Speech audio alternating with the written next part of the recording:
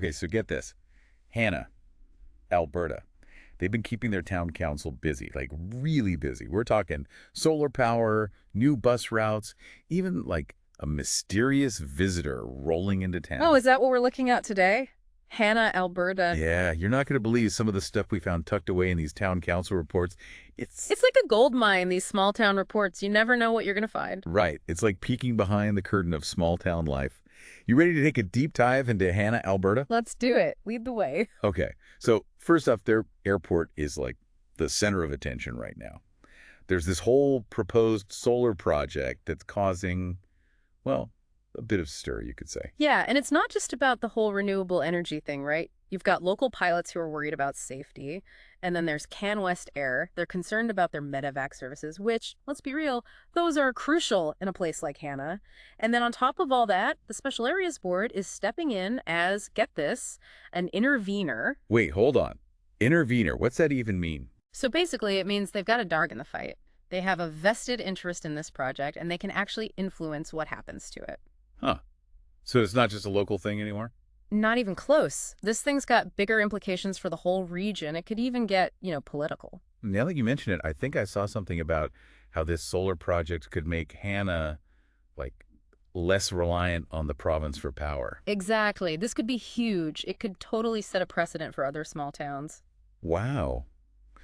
Okay, so we've got solar panels causing a ruckus.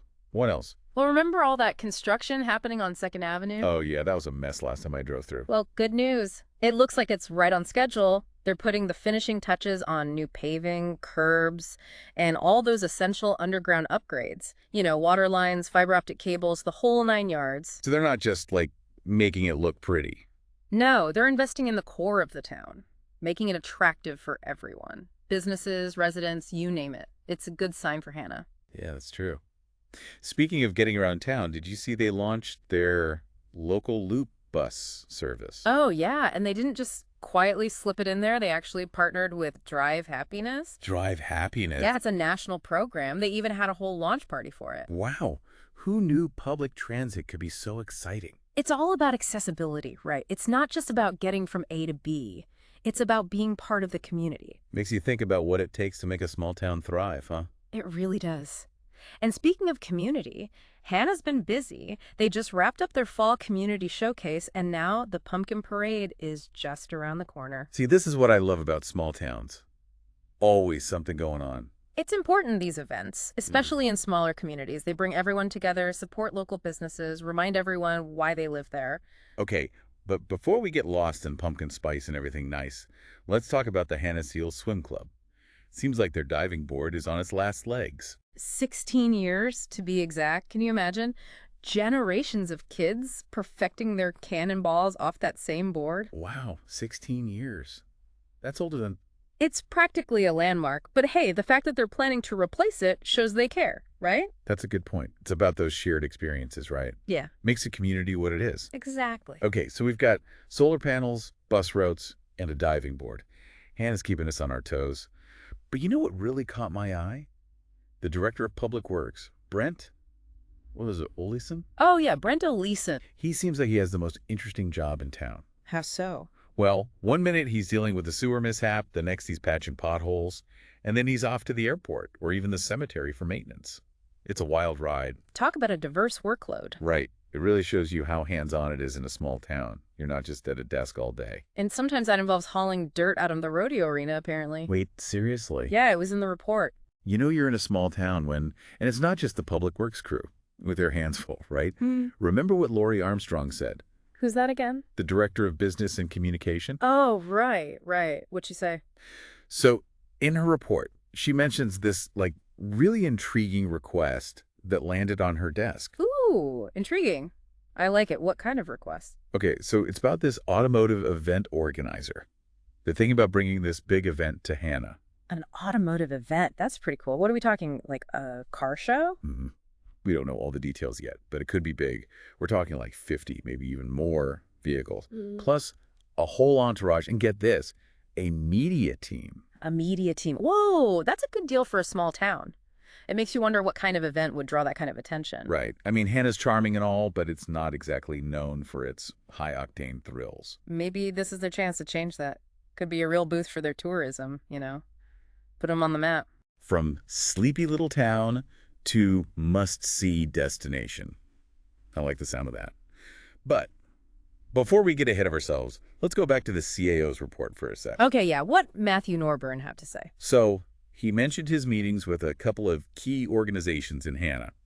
Which ones?